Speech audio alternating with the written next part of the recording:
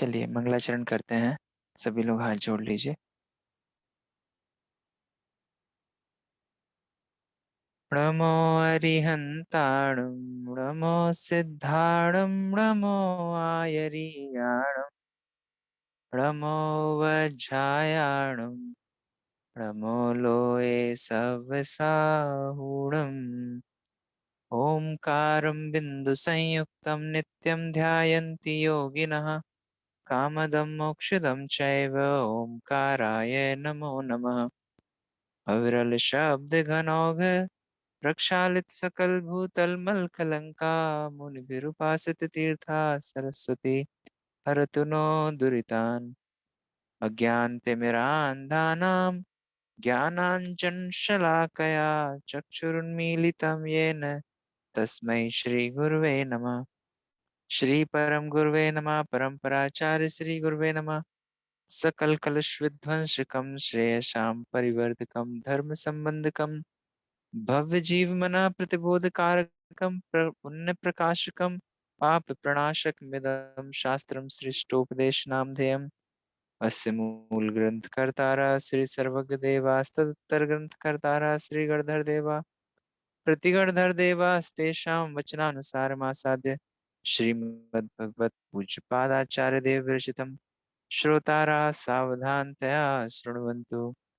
मंगलम भगवान वीरो मंगलम गौतमो गणी मंगलम कुंद कुंदार्यो जैन धर्मोस्तु मंगलम सर्व मंगल मांगल्यम सर्व कल्याणकारकम प्रधानाम सर्वधर्माणाम जैनम जयतु शासनम जैनम जयतु शासनम।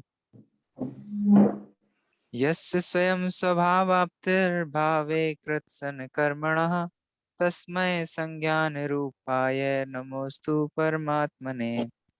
प्रगटा सहज स्वभाव निज हुआ कर्म अरिनाश ज्ञान रूप परमात्म को प्रणमु मिले प्रकाश।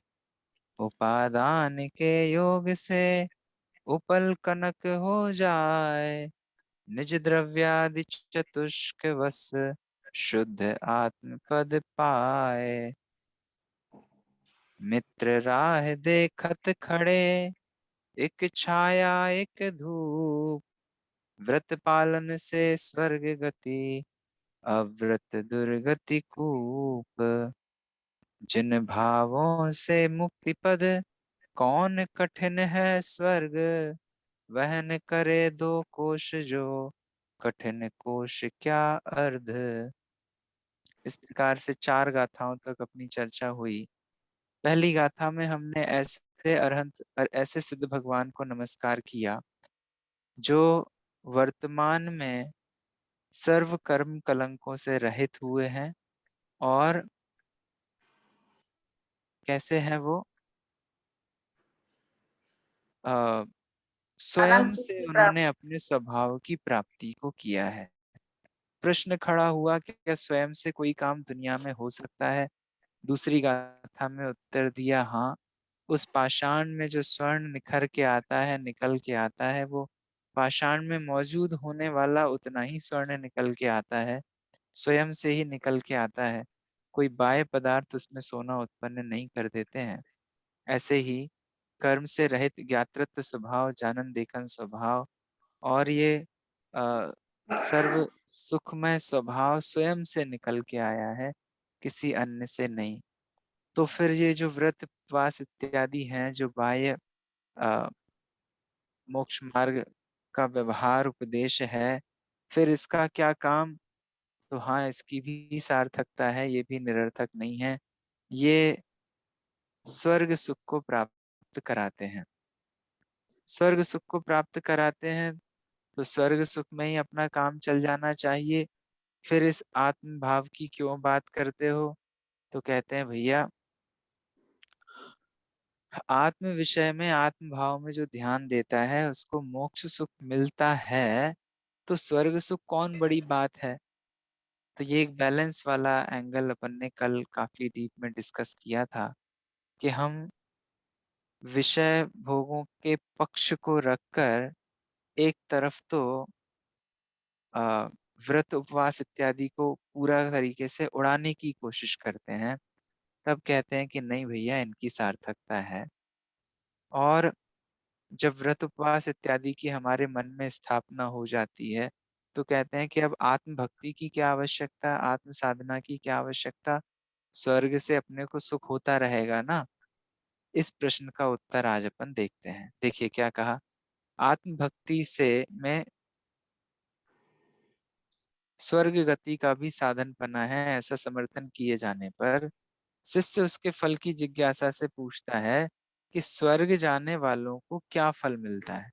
मतलब कल के हमारे उदाहरण से बात करें तो वो जो भूसा पैदा हुआ है उसकी क्या कीमत है। आचार्य उसका स्पष्ट रीति से उत्तर देते हुए कहते हैं, क्या कहते हैं, ऋषिक जमनांतकम दीर्घ कालोपलालितम नाके नाकौकशाम सौख्यम नाके नाकौकसामिव।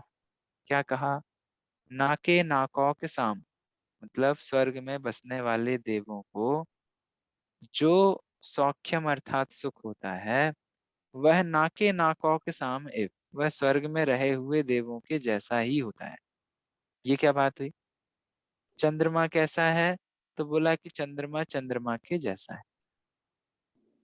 क्यों, ऐसा क्यों कहना पड़ा, क्योंकि हम चंद्रमा को अगर किसी और से तुलना करके बता सकते तो बताते, पर ऐसा बताना संभव नहीं है।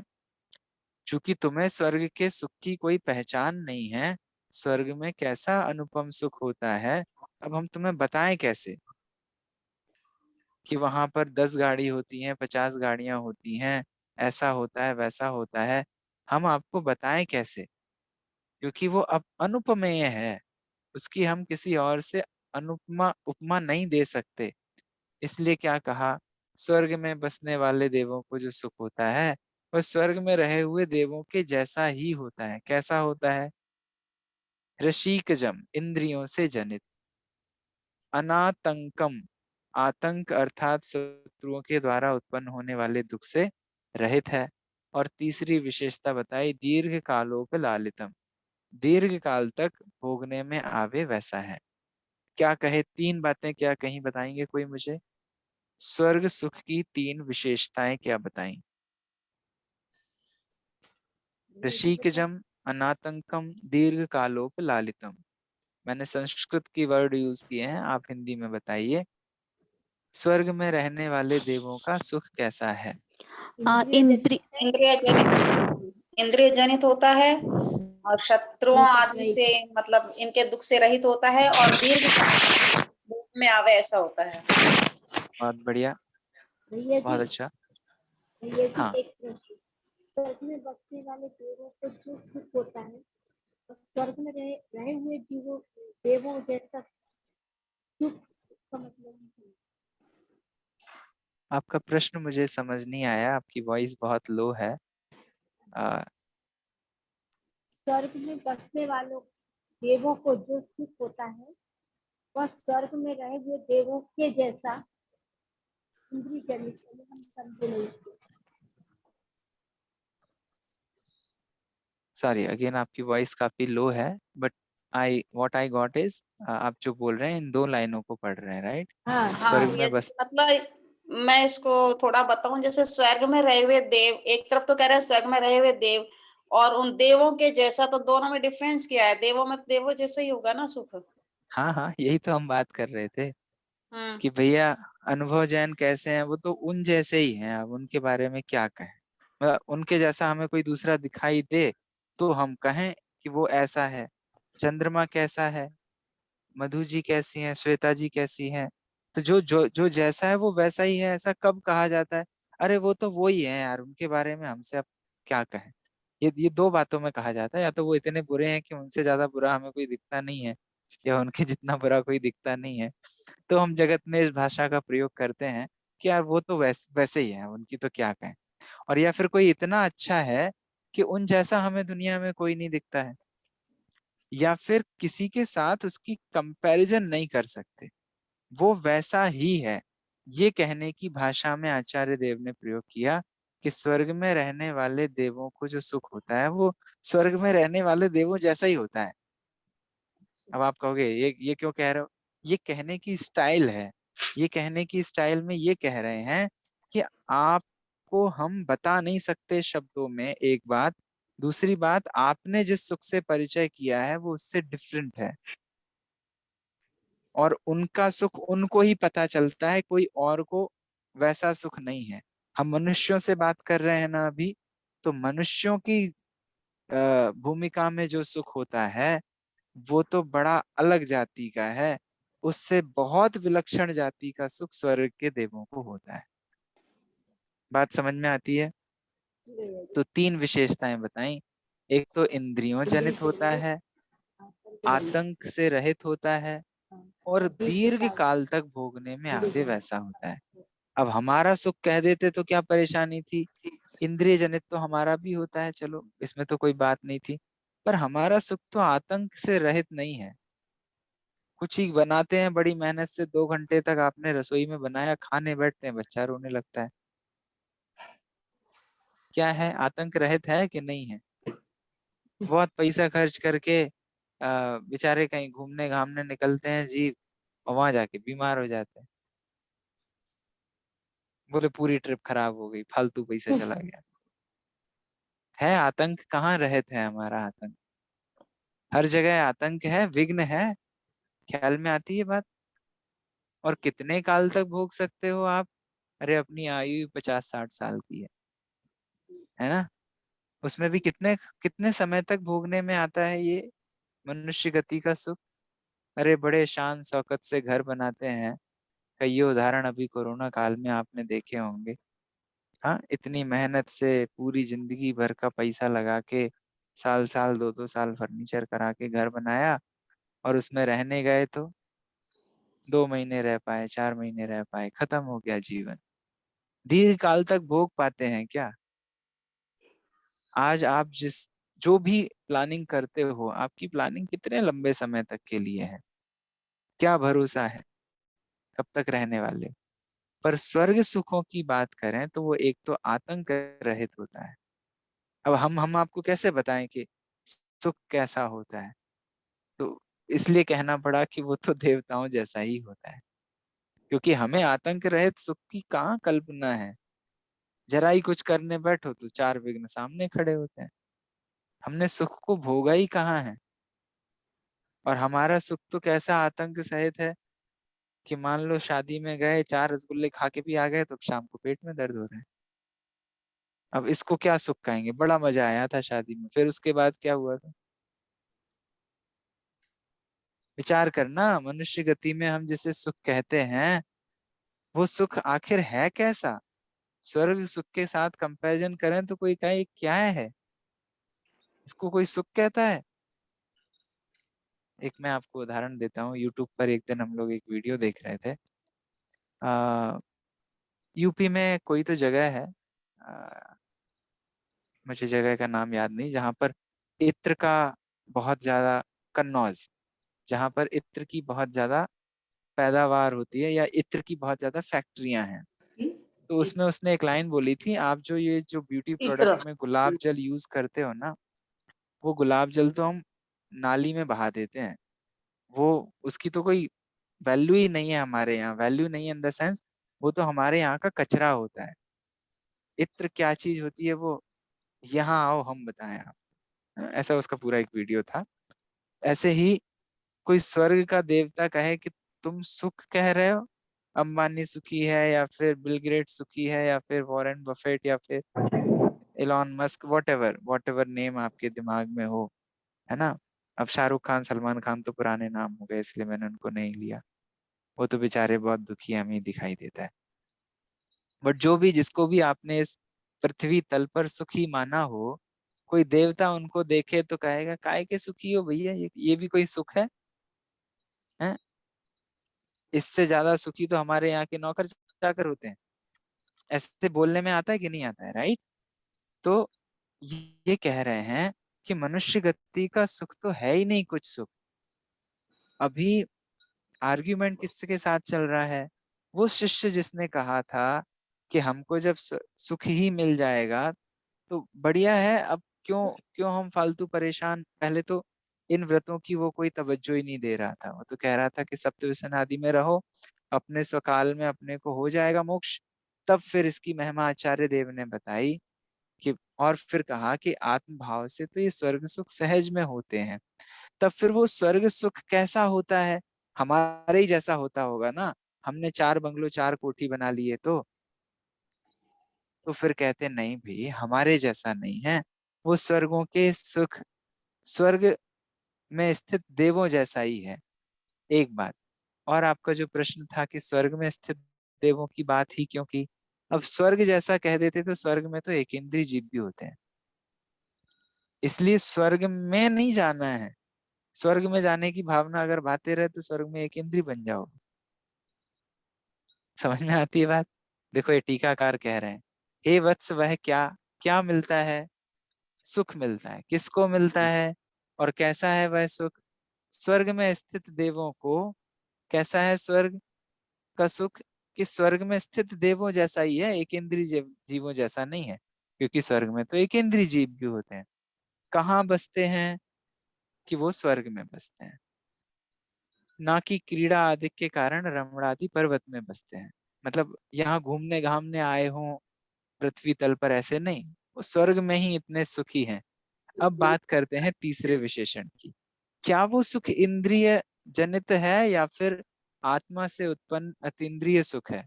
तो नहीं, उसकी क्वालिटी भले कैसी भी हो पर वो है तो इंद्रिय जनित ही, वो अतीन्द्रिय नहीं है।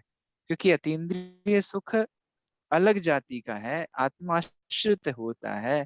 यहाँ तो इंद्रियों से ही उत्पन्न हुआ है, इच्छा के अनंतर इंद्रियों द्वारा उपस्थित हुआ है। इच्छा हुई और वैसा काम हो गया, अर्थात अपने अपने विषय को अनुभवती स्पर्शनादि इंद्रियों द्वारा सर्वांगीण सर्व अंगों में व्यापक हर्ष रूप प्रकट हुआ वह सुख है तो इंद्रिय जनित ही। इच्छा हुई इंद्रिय संबंधी कि सुगंधित पवन चले, चलने लगी, वैसा ही वेदन हो रहा है ना। रमणीय रमणीक वाद्य यंत्र बजे, वैसा होने लगा, है ना। आजकल हमारी अलेक्सा भी यही काम करने लगी है, जो आप चाहो वैसा हो रहा है, ठीक है ना। तो जो आप इच्छा कर रहे हो तो अल्टीमेटली थोड़ी गहराई में विचार करेंगे तो वो अतीन्द्रिय नहीं है, उसके लिए आपको इच्छा करनी पड़ेगी। बराबर है बात। और इच्छा करने के कारण क्या होने वाला है? इच्छा इटसेल्फ ही दुख है, तो फिर उसे हम सुख कैसे कहें? ये प्रसंग यहाँ पर खड़ा होगा, है ना। तो क्या बात चल रही है अभी? एक तो वो आ, इंद्रिय जनित है, इतनी बात अभी याद रखिए। दूसरा विशेषण यूज किया कि वो आतंक सहित नहीं है, आतंक से रहित है। जैसे हमारे यहाँ पर राज्य आदि के सुख के समान आतंक या चित्त क्षोभ वाला होगा क्या? तो कहते हैं नहीं, वो उसमें आपको कोई और दुख नहीं होगा। क्यों? यहाँ पर क्या है, जरा सा ही कोई काम करने बैठे शत्रुओं ने आक्रमण कर दिया, लो अब काय के राजा तुम, अब लगे रहो फिर से उसको युद्ध को जीतने में। तो यहाँ बड़ी परेशानियां हैं, ऐसा आतंक वहां पर नहीं होता। ठीक है भैया, आतंक रहित सुख तो भोग भूमि में भी होता है, भोग भूमि में भी शत्रुओं इत्यादि की कोई बात नहीं होती है। तो भोग भूमि से भी विलक्षण करने के लिए, उसको अलग दिखाने के लिए कहा कि भोग भूमि का सुख तो थोड़े काल के लिए होता है। भोग भूमि की मैक्सिमम आयु कितनी? 3 पल्ले। मध्यम की 2 पल्ले, जघन्य की 1 पल्ले। पल्ल कितना सा होता है? बहुत छोटा। किसके आगे? सागर के आगे। असंख्यात अरबों वर्ष का एक पल्ले होता है। पल्ले बहुत बड़ा समय है, ख्याल में आती है बात। पर उसके कंपैरिजन में सागर और बड़ा है। कितना? 10 कोड़ा कोड़ी अद्धा पल्लियों का एक सागर, है ना। अद्धा सागर, उसमें अद्धा सागर, उद्धार सागर और व्यवहार सागर, 3 होते हैं। तो 10 कोड़ा कोड़ी, 10 कोड़ा कोड़ी मतलब 10 करोड़ मल्टीप्लाई बाय करोड़, मतलब 10 में 14 जीरो लगाएं, इतना गुना ज्यादा, इतने लंबे समय तक भोगने वाला, गिन नहीं पाएंगे अभी अपन, है। इतना लंबे समय तक के लिए वो स्वर्ग सुख होता है। सौधर्म पहले स्वर्ग की, वैमानिक स्वर्ग की मिनिमम आयु कितनी? स्वर्ग की वैसे 10,000 मिनिमम आयु है, पर दूसरे स्वर्ग ऑनवर्ड तो एक एक सागर, दो दो सागर से बढ़ते हुए 33 सागर तक वो जाती है। तो बहुत लंबे समय तक के लिए वो स्वर्ग सुख होता है। किसकी बात चल रही है? उस जीव की बात चल रही है जो जीव अभी इंतजार कर रहा है, सम्यक दर्शन प्राप्त किया है। चूंकि अभी इंतजार करना ही है, अभी इतना उग्र पुरुषार्थ नहीं है कि इसी भव में मोक्ष प्राप्त कर सके, तो कहाँ इंतजार करेगा वो? व्रत तप संयम इत्यादि के माध्यम से स्वर्ग में जाके इंतजार करेगा, ना कि वो सप्त विष्णु में रमकर नरक में जाएगा। तो वहां इंतजार करते हुए उनको ऐसे उत्कृष्ट सुखों की प्राप्ति होती है, ये बात चल रही है। बात ख्याल में आती है? पूरे विषय को अंतिम तक सुनना, नहीं तो बीच में कहीं बीच ऑपरेशन में अगर आप उठ गए तो गड़बड़ हो जाएगी। तो एक तो ये भोग भूमि के जैसा अल्पकालिक नहीं है, दीर्घकालिक है। ठीक है? तो शिष्य पूछता है वहां किसके जैसा सुख है? तो बोला कि स्वर्ग में निवास करने वाले देवों का सुख स्वर्गवासी देवों के सुख जैसा ही होता है, अर्थात वह सुख अन्योन्यपम है, मतलब जिसकी अन्य के साथ उपमा नहीं हो सकती, ऐसा इसका अर्थ है। भाव सिंपल ख्याल में आया? क्या कहा था? नाको नाको के साम सौख्यम, नाके नाको के साम सौख्यम, अर्थात स्वर्ग में बसने वाले देवों को जो सुख है वह नाके नाको के साम इव, उनके जैसा ही होता है। उसकी तीन विशेषताएं बताई, इंद्रियों जनित, आतंक रहित और दीर्घकालिक। ठीक है? अब इसका भावार्थ देखकर अगली गाथा की ओर बढ़ेंगे, जिसमें इसका और विशेष खुलासा होगा। सबसे पहले तो ये विचार करना है कि यह स्वर्गीय सुख अतीन्द्रिय नहीं है। तो कोई इस सुख को सुख मान ले वे, उसको फिर आचार्य कुंद देव के पास जाना पड़ेगा। आचार्य कुंद देव प्रवचन सार जी ग्रंथ में कहते हैं कि इंद्रिय सुख सुख नहीं दुख है, विषम बाधा सहित है। इंद्रिय सुख सुख नहीं है, वास्तव में अतीन्द्रिय सुख ही सुख है ना? इंद्रिय सुख बिना इंद्रियों के, जो भगवान को शायद इंद्रिय सुख हाँ, मतलब खाने के बाद सुख हो रहा है ना। अतीन्द्रिय मतलब आत्मा से होने वाला सुख। आत्मा के आश्रय से जो सुख उत्पन्न होता है तो उसे भगवान को अतीन्द्रिय सुख कहते हैं। और इंद्रियों के माध्यम से जो सुख उत्पन्न होता है, जिसकी यहाँ बात कही कि इच्छा की और फिर उस इच्छा की इंद्रियों के माध्यम से पूर्ति की, उसको इंद्रिय सुख कहते कुछ हैं। अच्छा सुनना है, कुछ अच्छा और देख, अतीन्द्रिय सुख मतलब मैं आत्मा में अपने सुख। आप को जानकर, अपने आप में रम कर जो सुख प्राप्त करता हूँ उसे अतीन्द्रिय सुख कहते हैं, है ना? अतीन्द्रिय सुख की चार विशेषताएं बताई हैं, उसकी बात भी हम अभी करेंगे। तो ये क्या कहा? यह स्वर्गीय सुख अतीन्द्रिय नहीं है, किंतु इंद्रिय जनित है, तथापि वह इंद्रिय जनित सुखों में अनुपम है। मतलब बेस्ट क्वालिटी का है। किसमें? क्वालिटी उसकी इंद्रिय जनित ही है। बना ये आभूषण चांदी का ही है, सोने का नहीं है, पर चांदी में भी ये उत्कृष्टतम चांदी है, ये बात कही जा रही है। ठीक है?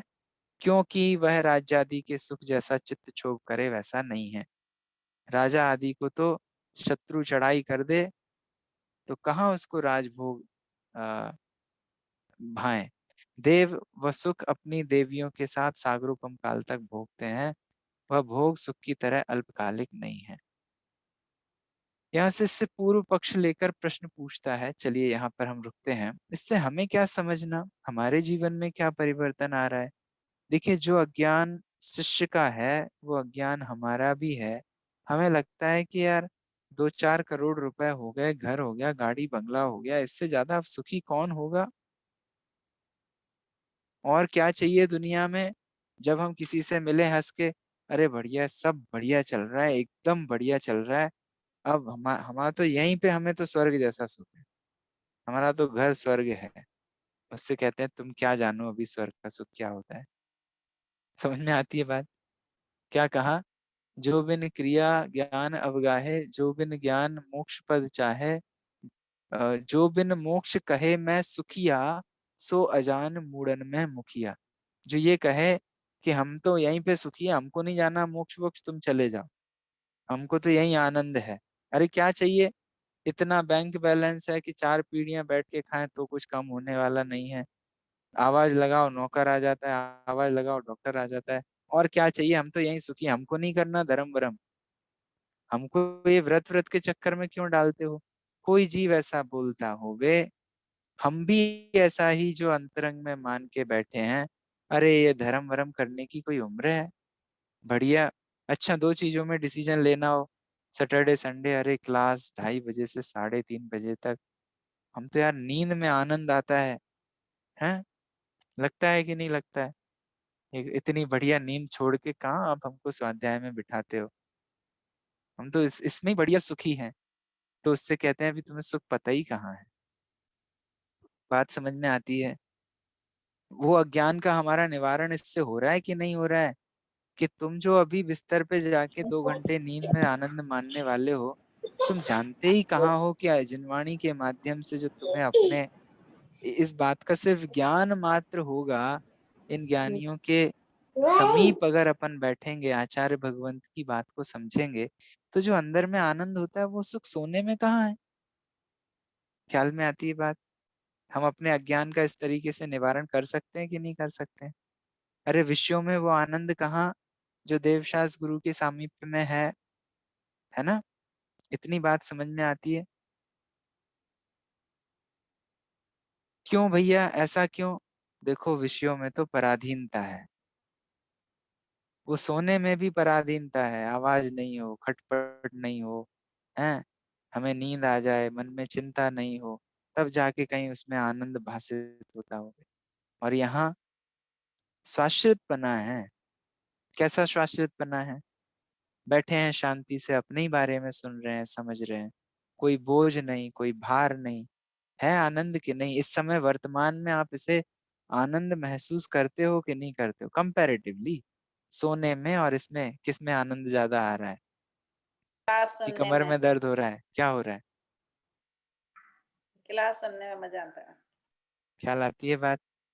तो ये अपने को समझ में आए बात, है ना? यहाँ उस जीव को ये कहा कि स्वर्ग में जो सुख होता है, तुम यहाँ पे इसी सुख को सुख माने बैठे हो और व्रत इत्यादि को हीन मान के बैठे हो, तो ये कहा कि वो स्वर्ग तो सुख तो इंद्रिय जनित सुखों में अनुपम सुख है, उत्कृष्ट सुख है। तुम जिस सुख के लिए दौड़ भाग करते हो ना, 8-8 घंटे मेहनत करके फिर जाके बैठते हो ना शांति से टीवी के सामने, फिर लगता है कि तुम्हें आनंद हुआ। अरे तुम्हारा सुख सुख है कोई? 8 घंटे गधा मजूरी करके आते हो, फिर शाम को बैठते हो और कहते हो कि हाँ आनंद आया। अरे सुख तो वो है जिसे 8 घंटा मेहनत ही ना करना पड़े। अगर हम इंद्रिय जनित सुखों में भी बात करें तो, अभी अतीन्द्रिय सुख की बात नहीं करना शुरू की अपन ने, पर इंद्रिय जनित सुखों में भी सुख की बात करें, तो अभी तो हमारा गरीब घास काटने वाला व्यक्ति हमसे कह दे तुम काय के सुखी, तुमको ब्लड प्रेशर, हार्ट टेंशन, ये सब है, गोलियां ले लेके जीते हो, नींद की गोलियां खा के सोते हो, तुम कहते हो कि हम सुखी हैं। काय के सुखी हो तुम? बात समझ में आती है? हमारी कितनी चिंताएं और कितने विकल्प, कितना दुख हम प्रति समय भोगते हैं, फिर भी आश्चर्य की बात है कि हमें इन विषयों से विरक्ति नहीं होती। हमें ऐसा नहीं लगता कि हम दुख के ढेर पर बैठे हुए हैं। जब किसी से मिलते हैं, फोन पे बात करते हैं, अरे सब बढ़िया चल रहा है। मजबूरी है, क्या करें, किसी से क्या कहें कि सब अच्छा नहीं चल रहा है। पर अंतरंग में कभी विचार आता है कि सब क्या बढ़िया चल रहा है। अरे आज बर्थडे था, बहुत मजा आया, बहुत मजा आया। क्या मजा आया? अंतर में आत्मा सिसकती है तुम्हारी, नहीं सिसकती है? क्या विषयों में आनंद आया तुमको? ये विचार करने लायक बात है। भले दुनिया में आप जो भी उत्तर देते हो, देव सबको कहो बढ़िया है, अच्छा है, कोई बात नहीं है, पर अंतरंग में समझ में तो आना चाहिए कि इन भोगों में क्या सुख है, क्या आनंद है। ये बात ख्याल में आती है? बाकी लोगों को भी विषय पहुंच रहा है, समझ में आ रही है बात? सॉरी, आपके वीडियोस ऑन नहीं है तो मुझे कुछ दिख नहीं रहा, 2 ही हाँ लोगों यस का। भैया जी। बात समझ में आती है?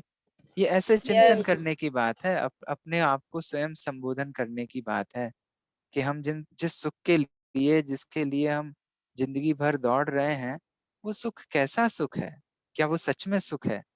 ये तो अभी हम अपने लेवल की बात करते हैं। अब तो ठीक है भैया, आपने अच्छा कह दिया, इस संसार में, इस मनुष्य गति में तो सुख नहीं है, स्वर्ग का सुख तो बहुत बढ़िया है, बड़ा आनंद है। न कमाने धमाने की टेंशन, न बच्चों की परेशानी, न डॉक्टर के पास जाके लाइन लगाना, न कुछ करना, आराम से मस्त रहना है, मस्त रहना और मस्त रहना है।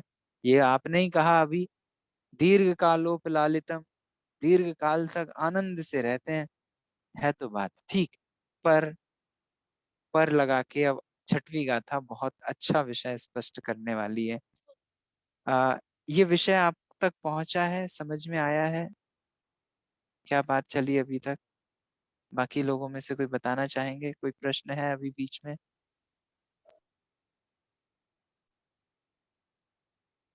स्वाति जी, सुनीता जी, शिखा जी, एनीवन? विषय समझ आ रहा है? भैया जी, ये बात सुनने में तो लगती है ये सही है, पर अंतरंग में उतरती नहीं है, इसीलिए तो ये इंद्रिय सुख में ही सुख लगता है। बस हाँ सुनने ठीक में तो बात लग है, रहा है। ठीक बात है। अभी तो मैं ये कह रहा हूँ कि हम पहले इंद्रिय सुख को भी ढंग से समझ लें। हम जिस इंद्रिय सुख को सुख कह रहे हैं, एक्चुअली तो वो इंद्रिय सुख में भी तो वो कचरा है। वो अभी मैंने जो बताया था, गुलाब जल, वो जो नालियों में बहा देते हैं, वो उसको हम सुख कह रहे हैं, और पूरा जीवन मनुष्य भव उसके पीछे दौड़ा रहे हैं। अरे तुमको सच में इंद्रिय सुख भी चाहिए ना, तो क्या कहा है 12 भावना में? काना पौड़ा पड़ा हाथ यह चूसे तो रोवे, और अगर इसको धर्म ध्यान की भूमि में बोएगा तो फिर इसमें से उत्तम रस वाले गन्ने पैदा होंगे। पढ़ते हैं कि नहीं पढ़ते हैं? ये 50-60 साल का मनुष्य भाव मिला, इसको अगर सच में तुम्हें इंद्रिय सुख भी चाहिए अगर ईमानदारी से, तो अगर इसको धर्म ध्यान में लगाओगे तो स्वर्ग आदि सुख मिलेंगे और लंबे काल तक मिलेंगे। ऐसा एक गणित आचार्य देव बताते हैं। हालांकि वो सच्चा सुख नहीं है, उसमें कोई अतीन्द्रिय आनंद नहीं है, पर तुमको जो चाहिए वो भी तो तुम्हें ढंग से करना नहीं आता है। बात समझ में आती है? तो क्या कहा, देखिए आगे। यहाँ शिष्य पूर्व पक्ष लेकर पूछता है कि यदि स्वर्ग में भी उत्कृष्ट सुख है, तो फिर मोक्ष के लिए प्रार्थना की क्या आवश्यकता है? अब अभी आपने शायद स्वाति जी ने जो बात कही, अब वो बात आएगी। देखिए, भगवान न केवल मोक्ष में किंतु स्वर्ग में भी सुख हो, कैसा? उत्कृष्ट मनुष्य आदि के सुख को टपक जाए ऐसा हो, तो उसका क्या प्रयोजन, किसका? मुझे मोक्ष दो, मोक्ष की प्राप्ति दो, ऐसी अभिलाषा का क्या प्रयोजन? ओवरऑल ये कह रहे हैं कि अगर स्वर्ग में ही सुख है तो फिर मोक्ष की चाह क्यों करें हम? आपने हमें बताया ना अभी, इंद्रिय जनित सुख है ना, आतंक रहित है, अनातंक है, और दीर्घ काल तक रहने वाला है। तो भैया अब हम मोक्ष की अभिलाषा क्यों करें?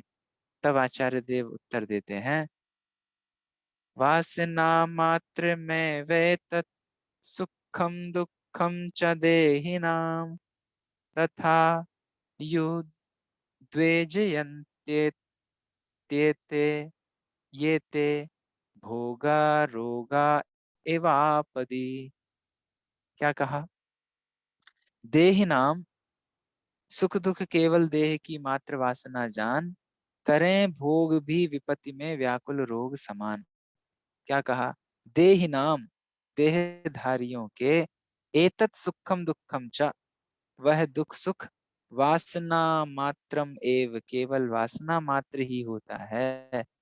तथा ही, तथा, एते भोगा, अर्थात वह भोग, आपदी, आपत्ति के समय, रोगा एव उद्वेजयंती, रोग की तरह प्राणियों को उद्वेलित करते हैं।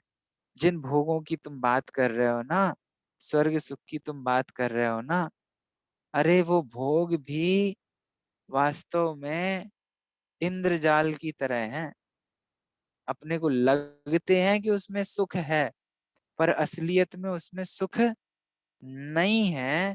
क्योंकि अगर उनमें सुख होता तो सदाकाल होना चाहिए था, पर होता क्या है, आपत्ति के समय में वही भोग रोग की तरह अपने को आकुल करते हैं। आगे 3 उदाहरण दिए हैं, मैं आपके सामने वो मूल उदाहरण ही रखता हूँ।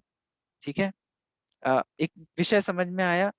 बात ये कहना चाहते हैं कि अगर सच में विषय भोगों से सुख आता होता तो वो सदाकाल आना चाहिए था, सुख ही आना चाहिए था, सबको ही आना चाहिए था। पर असलियत में उसका डीएनए करके हम देखें तो उसमें सुख नाम का तो कुछ भी नहीं है। तो फिर हमें जो सुख आ रहा है वो कहाँ से आ रहा है? वो हमारी वासना मात्र है, कल्पना मात्र है। सरल करके बताइए जरा, क्या कहना चाहते हैं आप? अरे वो जो हड्डी में से रस आ रहा है उस कुत्ते को, वो हड्डी में से नहीं आ रहा है, उसकी उसमें कल्पना मात्र है, वासना मात्र है। असलियत में तो हड्डी में रस है ही नहीं, हड्डी तो सूखी, सूखी हड्डी में से रस आ रहा है तो कहाँ से आ रहा है? देखा है ना आपने ऐसे कुत्ते को हड्डी चबाते हुए? यूट्यूब पे सर्च कर लीजिएगा, बहुत चबाता है, बहुत देर तक चबाता है। उसी के मुंह तो से उसमें से ब्लड जो आता सुख आ है, रहा है वो कहाँ से आ रहा है? उसी के मुंह से जो ब्लड आता है उससे सुख प्राप्त करता है, तो आ रहा है ना सुख। कुत्ते को लगता है। पर कुत्ते को ऐसा बाद में तो उसे पीड़ा ही होगी ना उसे। बस यही विचार करने लायक बात है कि हम जिसको अभी स्वर्ग सुख की भी तुम जो इतनी सारी बात करके आए हो ना, जी। वो वास्तव में पीड़ा कारक ही है। वो सुख मात्र नहीं है। वासना है, वो असलियत में सुख नहीं है। नहीं। क्यों? क्यों असलियत में सुख नहीं है? अरे वह सुख सदा ही त्याज्य रे पश्चात जिसके दुख जिसके दुख भरा। भरा। अभी गिरोगे गड्ढे में। आया कहाँ हाँ, से? तै तै चै थावर तन धरे यो ये परिवर्तन परिवर्तन पूरे कर। पूरे करे। अभी गिरने वाले हो तुम उसे सुख कहते हो? कैसे कहें उसको सुख? बात समझ में आती है? हाँ, खुजा रहा है जीभ, बच्चा है, 4 साल का बच्चा है, खुजली हो गई है, दाद हो गई है, खुजाए जा रहा है, खुजाए जा रहा है। आप क्या बोलते हो उसको?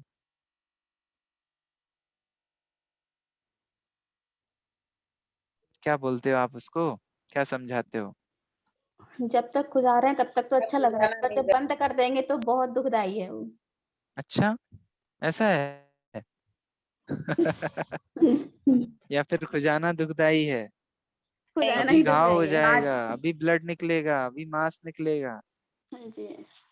आपने तो बच्चे वाला डायलॉग बोल पर दिया। लग रहा है ना अच्छा उसमें, जब तक अच्छा तो मान रहे हैं ना उस चीज को। ठीक बात है, मान रहे जब हैं, तक पर ये मानना असली है या वासना जन्य है? वासना जन्य, कल्पना है। कल्पना मात्र है। तुम जितना खुजाओगे उतना घाव कर रहे हो। उतना ही बुंदेलखंडी में बाद एक में। बात है, खुजा के खता कर लिया। जी। था छोटा सा और खुजा खुजा के घाव बना लिया। बना दिया। तो आपको सुख मिला कि दुख मिला? जो दुख। चीज 2 दिन में खत्म हो जाती थी अब वो महीना भर भी नहीं होगी। बात समझ में आती है क्या? ऐसा जी भैया लगता है जी। क्या अपन को कभी? मानते तो खुजली यही वाले है। केस में तो लगता होगा। जी। अरे बच्चे को समझाते हैं कि नहीं बेटा, जितना, अरे तू नाखून से खुजा रहा है, क्या कर रहा है? अरे पापा, अरे मम्मी, मुझे अच्छा लग रहा है। अरे अच्छा लग रहा है, शांत रह, 2 दिन में ठीक हो जाएगा, अच्छे के चक्कर में महीने भर ठीक नहीं होएगा। समझाते हैं कि नहीं समझाते हैं? अब वो खुजलाने वाला जीव मैं हूँ और आचार्य देव हमें समझा रहे हैं। अरे तुम स्वर्ग सुख को सुख कहते हो, वो वासना मात्र है। क्या कहा? प्रतीति करने में आता हुआ वह इंद्रिय जनित सुख दुख ही है। वो जो खुजा रहे हो, खुजली कर रहे हो, वो दुख ही है इंद्रिय सुख, एकांत दुख, निश्चय से है महादुख। मतलब ये दुख रूप ही है। वो कुत्ते को कोई समझाए कि अरे मेरे को तो मजा आ रहा है, रस आ रहा है, रस आ रहा है। सन्निपात का रोगी होता है ना, वो हंसता है, हंसता है, सामने वाला जीव देखे कितना आनंदित हो रहा है, हंस रहा है, अरे उसको बीमारी हो गई है, वो हंस हंस कर मरने वाला है। सन्निपात का ही है हंसना, सन्मुख जिसके मौत खड़ी। अगले क्षण मौत के मुंह में जाने वाला है, वासना जन्य है। और उदाहरण दिए हैं आचार्यों ने। कैसा? खरगोश, पीछे से बिलावा आया, दौड़ा भागा, अजगर के मुंह में जाकर अपने कानों से आंखें ढक कर बैठ गया। बोला अब कोई नहीं देख रहा मुझे, अब आनंद है। होता है कि नहीं? अपने को होता है ऐसा कि नहीं? अरे पहले बहुत आकुलता थी, पहले हमारे पास पैसे भी नहीं थे, घर गृहस्थी में भी बड़ी उलझने थी, अब तो पैसा भी हो गया, सब ठीक ठाक चल रहा है, अब बढ़िया है, आनंद है। मानते हैं हम ऐसा कि नहीं? विचार करना, हमारे ये एक एक सेंटेंस आचार्य देव उदाहरण दे के समझाते हैं। तुम अजगर के मुंह में जाके बैठे हो और कह रहे हो कि अब बढ़िया है। ऑनलाइन डिलीवरी हुई, कोई नई चीज आ गई, अब बढ़िया है। हाँ, कोई नया हार बन के आ जाए, नई साड़ियां आ जाए, नई गिफ्ट आ जाए, अब बढ़िया है। जब जब अब बढ़िया लगे तब तब उस कुत्ते को याद कीजिएगा, तब तब उस खरगोश को याद कीजिएगा, तब तब उस खुजलाने वाले जीव को याद कीजिएगा। ये हमारी वासनाएं हैं। वासनाएं हैं मतलब ये हमारी मिथ्या मान्यता है जो इसमें सुख की कल्पना कर रहा है। देखिए इसका विशेष देखते हैं। प्रतीति करने में आता हुआ वह इंद्रिय जनित सुख दुख ही है। कैसा है वह? केवल वासना मात्र है। जीव को देहादि पदार्थ उपकारक अपकारक नहीं होने से परमार्थ से देहादि पदार्थों के विषय वे उपेक्षणीय हैं। सही मायने में देह से न जीव को सुख होता है न दुख होता है। सुख और दुख अपनी कल्पना और मान्यता के अनुसार होता है। उसमें तत्व ज्ञान के अभाव से या मुझे उपकार देने से इष्ट हैं तथा अनुपकार होने से अनिष्ट हैं, ऐसे विभ्रम से उत्पन्न हुआ संस्कार वह वासना है। वासना शब्द की डेफिनेशन क्या दी? विभ्रम से उत्पन्न हुआ संस्कार। कैसा विभ्रम? कि कोई मेरे लिए अच्छा है और कोई मेरे लिए खराब है। जगत में असलियत में कोई भी चीज हमारे लिए अच्छी और बुरी है नहीं। वस्तु तो वस्तु है, अपने स्वरूप में अपने में स्थित है। मुझे वो अच्छी लगती है या बुरी लगती है, ऐसा जो विभ्रम है उससे उत्पन्न हुआ जो संस्कार है, उससे उत्पन्न हुई हमारी जो टेंडेंसी है, चरित्र है, उसका नाम है वासना। मतलब इन शॉर्ट हमारे जो मोह राग द्वेष की प्रवृत्ति है उसका नाम है वासना। तो ये मोह का चश्मा हमारे ऊपर चढ़ा हुआ है, इसके कारण मुझे उसमें सुख और दुख लगता है। इसको हटाऊं तो सुखी होऊंगा, इसको जोड़ूं तो सुखी होऊंगा। बराबर है? बात समझ में आती है बाकी लोगों को भी भैया है कि नहीं? जरा वीडियो ऑन कर लेंगे तो मुझे भी समझ आएगा। आप सुन रहे हैं? आप तक बात पहुंच रही जी भैया जी। है ना? तो ये जी। विचार कीजिएगा कि हम कितनी ही ऐसी आ, वासनाएं करते हैं। वासनाएं करते हैं मतलब निरंतर आर्त और रौद्र ध्यान करते हैं। ये हटाऊं, इसको हटाऊं, इसको जोड़ूं, इसको ऐसा करूं, अब ऐसा हो जाए, अब ऐसा हो जाए, अब ऐसा हो जाए। तो ऐसा होने से मैं सुखी होता हूं कि नहीं होता हूं? अरे ये तुम्हारी वासना है। वास्तव में वह वासना इष्ट अनिष्ट पदार्थों के अनुभव के अनंतर उत्पन्न हुआ स्वसंवेद्य अभिमान युक्त परिणाम है। अभिमान युक्त परिणाम है। यह वासना ही है, स्वाभाविक आत्मस्वरूप नहीं है। आप ऐसी इच्छा करते हो और मैंने ऐसा कर लिया, हो गया मेरा काम, अब मैं अपने आप को सुखी मानता हूं। ऐसा अभिमान युक्त परिणाम है। ख्याल में आती है बात?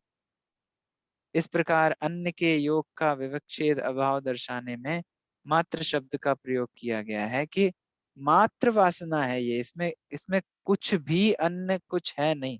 दूसरा आपको रंच मात्र भी सुखी और दुखी करता नहीं है। हम अपनी ही दृष्टि से उसमें सुख और दुख की कल्पना करते हैं। ये हमारा विभ्रम है, ये हमारी वासना है। क्यों ऐसा कहा आपने? तो कहते हैं कि वही दृष्टांत के द्वारा समर्थन करने के लिए कहते हैं कि वही चीज, जिस चीज को आज आप सुख का कारण कह रहे हो ना, वही चीज कभी दुख उत्पन्न करता हुआ सा लगता है। अगर वो सुख उत्पन्न कर रहा है तो सदाकाल सुख उत्पन्न करने में ही कारण होना चाहिए, पर तुम ही उसको 4 घंटे बाद दुख उत्पन्न करने का कारण कहने लगते हो। मतलब चीज तो नहीं बदली, चीज तो वैसी की वैसी रही, पर तुम्हारा उसके प्रति क्रेज बदल गया, तुम्हारा उसके प्रति वासना बदल गई। बात समझ में आती है क्या कह रहे हैं? मतलब मैं यूं कहूं कि जो चीज आपको नीली दिखाई दे रही थी, अब वो पीली दिखाई देने लगी, तो चीज तो नहीं बदली, आपके ऊपर का चश्मा बदल गया। कभी आप उसको राग की दृष्टि से देख रहे थे और अब आप उसको द्वेष की दृष्टि से देखने लग गए। ऐसा होता है कि नहीं होता है? अरे 2-4 बार दिन में डायलॉग तो आप ही मार देते हो। सुबह सुबह मेरा राजा बेटा, शाम को गाली देते देते हैं, नाक में दम कर रखा है। तो बेटा कैसा है? सुख का कारण है कि दुख का कारण है? अच्छा, सुबह दुख का सुख का था और शाम को दुख का हो गया, ऐसा कि वो बेटा तो आचार्य देव और उससे गहरा एक्सरे करके हमें बताते हैं, अरे वो तो वो रूप ही है, वो अपने स्वभाव क्रम में, अपने पर्याय के प्रवाह क्रम में परिणमनवान है। वो ना सुबह सुख का कारण था और ना शाम को दुख का कारण है। उसमें सुख और दुख देखना ये तुम्हारी वासना है। क्या कहा? उद्वेलित करता है, उद्वेग करता है, सुखी नहीं करता, वह कौन? अ, लोक में देखिए यहाँ पे तो प्रश्नोत्तर की भाषा में बात कही है मैं आपके सामने। चलिए, हाँ, इस श्लोक में एक युगल के वार्तालाप द्वारा यह बतलाया गया है कि जो विषय पहले सुख कर लगते थे, मन दुखी होने से वे अब दुख कर लगते हैं। असलियत में ये यहाँ ये बताने की कोशिश कर रहे हैं, चीजें स्टिल न सुख रूप है न दुख रूप है। आपके अंतरंग में चित्त में प्रसन्नता होती है तो आपको बाहरी चीजें सुख रूप लगती हैं। आपका ही चित्त खेद खिन्न हो जाता है तो आपको वही चीजें दुख कर लगने लगती हैं। ये उदाहरण अपने को सामान्य लेवल पर दे रहे हैं। इससे ऊपर उठकर जो सिद्धांत बताएंगे वो ये कहेंगे कि जगत में हर चीज जैसी है वैसी है, ना कोई इष्ट है ना अनिष्ट है। उसमें सुख और दुख की जो कल्पना है वो हमारी वासना जन्य है। तो देखिए क्या कहा, चिंता मग्न अपनी पत्नी से कहने लगा, क्या कहने लगा? मेरे अंग को तू छोड़, तू मुझे संताप पैदा करती है, हट जा, मुझे आनंद नहीं होता। तेरी इन क्रियाओं से मेरे सीने में दर्द उत्पन्न होता है, दूर जा। कौन कह रहा है? एक राजा। क्यों कह रहा है ऐसा? और पहले तो उसी आ, चिंतामग्न पति, सॉरी, यहाँ चिंतामग्न पति और पत्नी का उदाहरण लिया है। हालांकि वो राजा है आगे, पर अभी अपन पति और पत्नी का कन्वर्सेशन देखते हैं। कभी तो वो उन्हीं संयोगों में, उन्हीं संभोग भोगों में आनंद मानता था। आहा, है ना? मतलब अब हम कितने ही आपके फिल्मी गाने आप इस पे लगा लीजिएगा, अब हम कहाँ जाएं, मतलब तेरी बाहों में मर जाएं, वॉट एवर आपने जो सुने हो। ऐसा जीव कहने वाला अब क्या कह रहा है कि मेरे अंग को तू छोड़, तू मुझे संताप पैदा करती है, हट जा, मुझे आनंद नहीं होता। तेरी इन क्रियाओं से मेरे सीने में दर्द उत्पन्न होता है, तू दूर जा। तब कोहनी मारते हुए पत्नी कहती है, क्या अन्य स्त्री के साथ प्रीति की है? तब पति कहता है, तू समय नहीं देखती? यदि धैर्य हो तो प्रयत्न पूर्वक इंद्रियों को वश में रख। ऐसा कहकर वह पत्नी को दूर कर देता है। तथा रम्यम हस्य, सुंदर महल, यहाँ पत्नी की बात कर ली, हाँ, अब आगे और चीजों की बात करते हैं। सुंदर महल, चंदन चांदनी, वेड़ वीणा, यौवन संपन्न युवतियां इत्यादि भूख प्यास से पीड़ित व्यक्तियों को रम्य नहीं लगती। आपने कहानी सुनी होगी कि वो जहां हाथ लगाए वो चीज सोना हो जाए, उसे सोना कितना अच्छा लगता होगा। वो अंत में किस चीज के लिए तड़फ रहा था? भाई तो हमें खाने के लिए खाना दे दो, पीने के लिए पानी दे दो, हमें सोने का क्या करें? तो जिसको भूख प्यास से पीड़ित व्यक्ति है, उसको ये सुंदर महल, चंदन चांदनी, वेड़ वीड़ा, यौवन संपत्ति, युवतियां, ये सब सुंदर नहीं लगते। क्योंकि जीवों के आरंभों में तंदुल प्रस्थ यह मूल बात है। मतलब घर में भोजन के लिए तंदुल हो तो ही ये सब पदार्थ सुंदर लगते हैं, अन्यथा नहीं लगते हैं। घर में खाने के लिए तो कुछ नहीं है, सजावट कितनी ही कर रखी हो तुमने, अरे एसी बढ़िया चल रही है, अरे क्या करें इसका हम, हमारी भूख थोड़ी ना इससे शांत हो रही है। बात समझ में आ रही है? बात ये कही जा रही है कि अंतरंग में, आप लौकिक जगत में भी अंदर में अगर चिंताग्रस्त है जीव, तो देखो उसे स्त्री अच्छी नहीं लगती। भूखग्रस्त है अगर जीव, तो उसे बाहरी चीजें अच्छी नहीं लगती। ऐसे ही आगे क्या कहा, एक पक्षी अपने प्रिया के साथ धूप में रहते हुए भी सुख मानता था, उसे धूप खराब नहीं लगती थी। अपनी, एक पक्षी युगल के साथ है, धूप में भी है तो भी सुख मानता था। परंतु जब रात्रि के समय वह अपनी प्रिया से बिछुड़ गया, तब उसके वियोग में चंद्र किरणें भी उसे संताप कारण लगने लगी, क्योंकि मन दुखी होने पर सब असह्य हो जाता है, अच्छा नहीं लगता इत्यादि। 3 उदाहरण दिए, मन में चिंता, मन में भूख, और प्रिय का वियोग। मन दुखी हो गया यहाँ पर, वहां चिंता है, यहाँ भूख है, यहाँ मन दुखी है। तीनों ही चीजों में बाहरी चीजें तो बदली, बाहरी चीजें वही की वही भी रही, है ना। पत्नी वही है, सुंदर महल भी वही है, और यहाँ सूर्य का प्रकाश बदलकर चंद्रमा भी हो गया, इम्प्रूवमेंट भी हो गया, तो भी कोई सुख हुआ क्या? इससे ज्ञात होता है, क्या ज्ञात होता है इन 3 उदाहरण से, कि इंद्रिय जनित सुख वासना मात्र ही है, वह आत्मा का स्वाभाविक अनाकुल स्वभाव वाला नहीं है। अन्यथा, क्यों क्यों कहते हो आप ये बात, कि जो पदार्थ संसार में सुखजनक माने जाते हैं, वे दुख के कारण कैसे बने? वो स्त्री दुख का कारण क्यों बनी? वो सुंदर महल दुख का कारण क्यों बना? वो चंद्रमा की किरणें दुख का कारण क्यों बने? इसका मतलब है कि इंद्रिय जनित सुख वास्तव में वासना मात्र ही था, वो स्वाभाविक नहीं था, अनाकुल नहीं था, है ना। अन्यथा वो सुख के कारण, दुख के कारण नहीं बनते थे। ये बात समझ में आती है?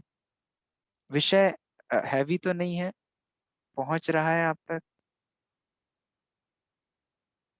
अगर इंद्रिय जनित सुख वास्तव में सुख होता, तो हमने जो 1 लाख 2 लाख रुपए का हार खरीदा, और शादी में पहुंचकर किसी दूसरे का हार उससे ज्यादा अच्छा देखा, तो ये हार हमें तपने क्यों लगता है?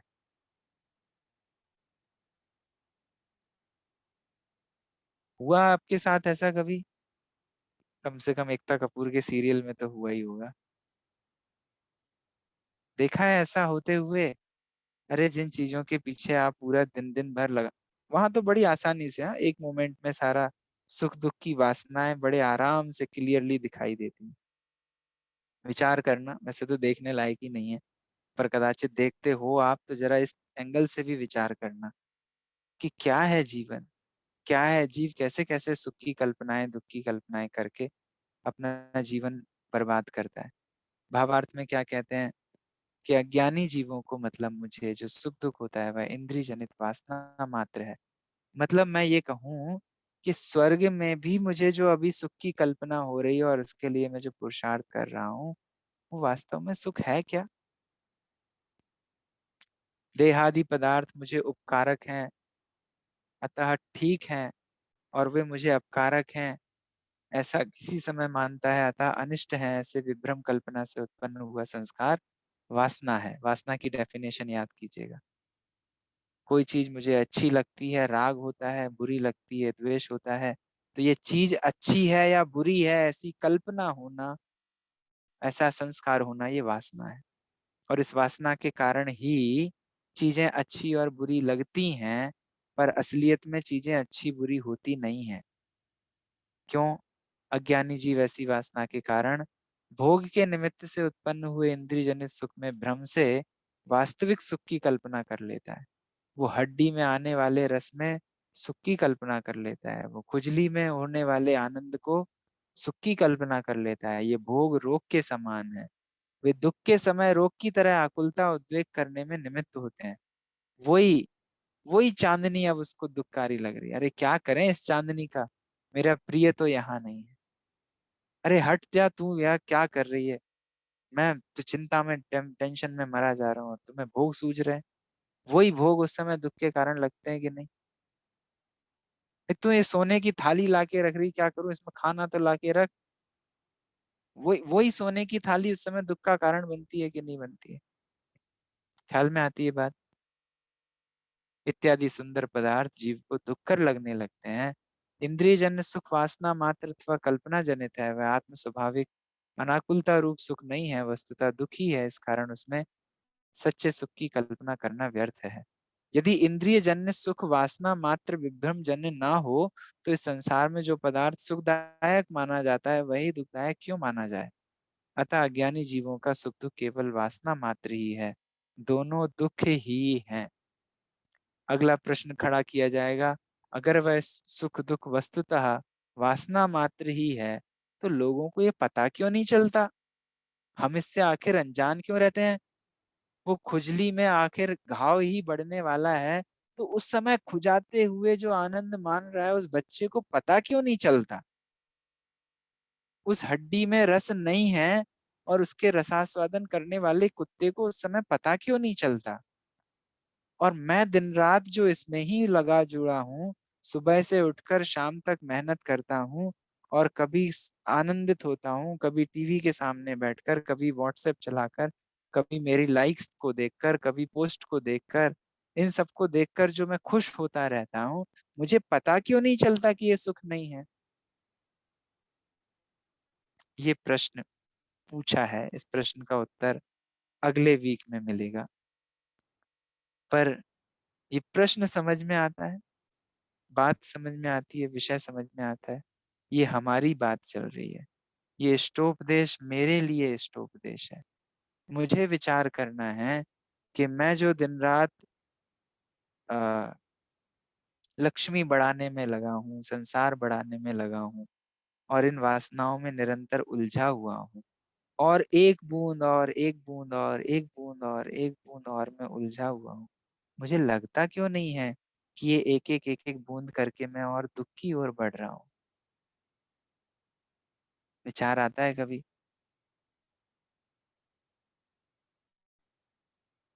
कैसी दयनीय दशा है हमारी। और स्वाध्याय करने वालों की तो और बड़ी परेशानी हो जाती। अब पता भी चलता है, अरे इसमें आनंद भी नहीं है, या फिर भी करें क्या? पता है समय बर्बाद हो रहा है मूवी देखने में, वेब सीरीज देखने में, फिर भी देख लेते, बैठ जाते, दुखी होते रहते। तो बड़ी अधूरी आदि अवस्था, पता भी है और नहीं भी पता है, ऐसा सब सब चलता है। चलिए इसके बारे में आगे विचार करें कि हमें पता क्यों नहीं चलता है। पर ओवरऑल आपको दोनों गाथाओं का विषय समझ में आया? पहली पांचवी गाथा में तो स्वर्ग सुख कितना विलक्षण जाति का है, तुम जिसको सुख के चक्कर में फंसे हो, तुम जिसे यहाँ पाना चाहते हो, उससे कई गुना ज्यादा सुख, पर है वो इंद्रिय जनित। तो फिर इंद्रिय जनित सुख में ही आनंदित होवे, क्या परेशानी है? तुम जिसे सुख कहते हो वो सच में सुख है क्या? वासना जन्य है। वही देवता, वही छह छह अंत में बिलखें, छह छह मास कहें हम कैसे उनको देव। दशा चारों गत की दयनीय दया का किंतु न यहाँ विधान, शरण जो अपराधी को दे अरे अपराधी वह भगवान। ऐसी कीर मरकट सी गहल अनंत, सिद्ध पूजन में ये जयमाला में ये पंक्तियां आई हैं। तो अपने को ये विचार करना है कि हम सही लक्ष्य निर्धारित कर पा रहे हैं कि नहीं कर पा रहे हैं। यहाँ रुकते हैं, आगे का विषय अगले हफ्ते देखेंगे। Quickly any review, any comments, any question, और कोई भैया जी विशेष? एक लाइन, भैया जी एक लाइन आई ना, मनुष्य आदि के सुख को टपक जाए, टपक जाए हाँ, यानी उससे हीन बताया, क्या इसका अभिप्राय एक्चुअली क्या ये है ये? बताया है, मनुष्य आदि का सुख उसके सामने कुछ भी नहीं है। कैसा उत्कृष्ट सुख है! हाँ, उसको हीन बताया स्वर्गाधिक का जो मनुष्य आदि सुख के है, सुख को। क्या कहा भगवान, न केवल मोक्ष में किंतु स्वर्ग में भी सुख हो। कैसा सुख है? उत्कृष्ट है। कैसा सुख है? कि मनुष्य आदि का सुख तो उसके सामने पानी भरे। माने ऐसा हो तो फिर हमें मोक्ष की क्या जरूरत है, ये प्रश्न पूछा है। हाँ, मतलब हीन मुझे बताया मोक्ष उसको। दो, ऐसी प्रार्थना मैं क्यों करूं जब मुझे इतना उत्कृष्ट स्वर्ग सुख ही मिल रहा है जो मनुष्य आदि के। और ऐसे ही चलता है ना, देखिए इसमें ओवरऑल, इसलिए मैंने आपसे कहा था कि पूरी बात सुनना ध्यान से, क्योंकि कोई पांचवी गाथा अकेली सुने तो कहे बढ़िया है, अपन तो स्वर्ग चाहिए, अपने को तो स्वर्ग चाहिए, अपने को तो स्वर्ग चाहिए। फिर छठवीं गाथा सुनते ही क्या समझ में आता है? अरे तुमको मनुष्य गति की अपेक्षा बताया था, व्रत उपवास इत्यादि की महिमा बताने के लिए बताया था। कोई जीव ये कहते हैं ना पंचम काल में तो मोक्ष होना ही नहीं है, तो फालतू में काय को परेशान हो, ना भोग भोग पाओ और ना तुम मोक्ष में जा पाओगे। तो इससे अच्छा है कि शांति से कम भोग तो भोगो। तो उसके लिए कहते हैं कि भैया पंचम काल में मोक्ष नहीं होना है, ठीक बात है, पर छाया में बैठ के इंतजार तो कर सकते हो ना, आत्मा के समीप तो रह सकते हो ना। तो चलो समीप ही रहेंगे, अब नहीं जाएंगे। तो फिर उनको आगे बताते हैं, अरे तुम कहाँ उलझ गए। ख्याल में आती है बात? हाँ, और कोई प्रश्न और कोई विषय?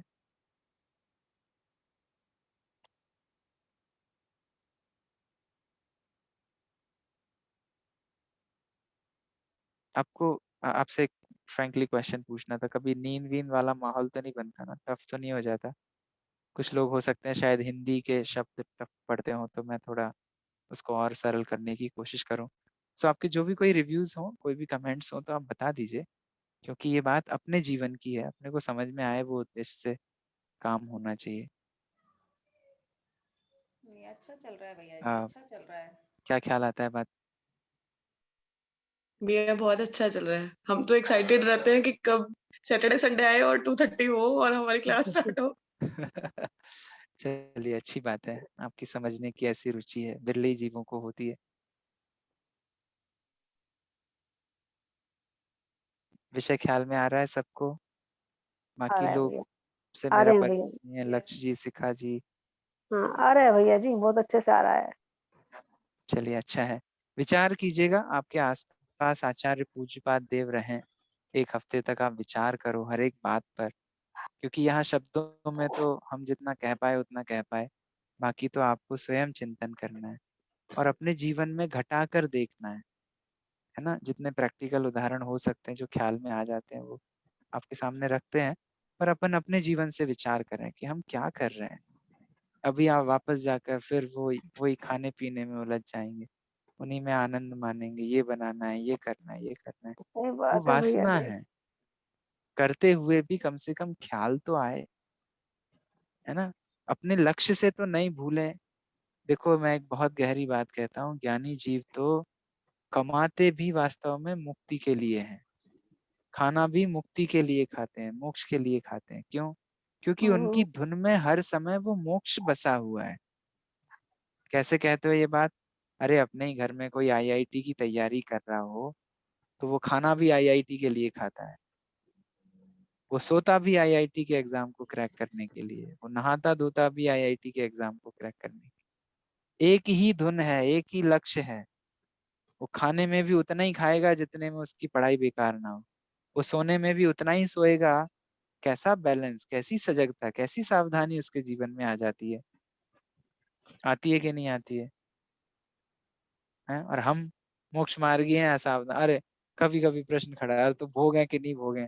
अरे उससे पूछो जाके कभी, वो कभी ये बोलता है कि मैं खाऊं कि नहीं खाऊं? उसे पता है कितना खाना है और कितना नहीं खाना है, कितना सोना है और कितना नहीं सोना है। वो कला उसने सीखी है कि नहीं सीखी है? जब लक्ष्य निर्धारित हो जाता है तो कला अपने आप आ जाती है। वो उतना ही खाएगा जितने में प्रमाद ना हो, उतना ही सोएगा जितने में उसकी पढ़ाई ना निकले, बॉडी को आराम भी मिल जाए। बस ऐसे ही ज्ञानी जीव जीवन जीते हैं, एक लक्ष्य होता है, इन वासनाओं में उलझते नहीं है। तो ऐसे ही अभी हम वापस जाएंगे, तो आप कहोगे कि काम करें कि नहीं करें घर गृहस्थी के? उतने ही सही करो बात जितने है। में। ख्याल में आती है बात? हाँ, चलिए, विचार कीजिएगा, अभी अपन जिनवाणी स्तुति करते हैं, विशेष चर्चा यथा समय करेंगे। निज निधि निज में बताई, यह अनंत उपकार है, इसके लिए जिनवाणी माँ को जिनमें तो वंदना संजना शत बार है। सतबार है। इसके लिए जिनवाणी माँ को वंदना वंदना शत सतबार। बार है। बोले द्वादशांगमयी जिनवाणी माता की जय हो, महान जैन धर्म की जय हो। जय हो। जय। क्लास के बाद जरा 5 मिनट बैठिएगा अपनी जगह, विचार कीजिएगा, है ना। वापस से सीधे भोग में मत लग जाइएगा। अभी के लिए जय जिनेंद्र। जय जिनेंद्र। जय जिनेंद्र। जय जय जिनेंद्र। भैया जी, जय जिनेंद्र भैया जी।